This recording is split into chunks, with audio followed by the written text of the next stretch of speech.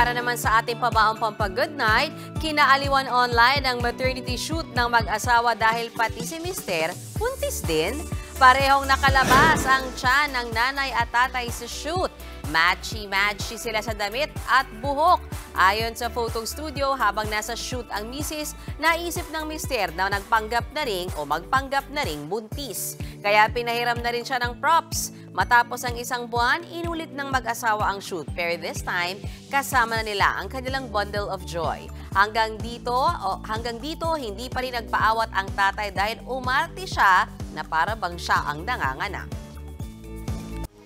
Mga kapatid, may Los Baños po. Huwag magpahuli sa mga balita at impormasyong dapat ninyong malaman. Para sa mas malawak na balitaan at diskusyon, mag-follow at mag-subscribe sa social media pages ng News 5.